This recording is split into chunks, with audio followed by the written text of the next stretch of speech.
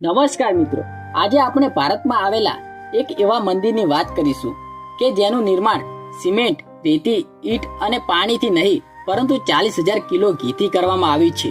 જી હા મિત્રો, તમને સાંભળીને પણ નવાઈ લાગશે, પણ રાજસ્થાનમાં બિકાનેરના આ મંદિરની અનોખી વાસ્તવિકતા છે।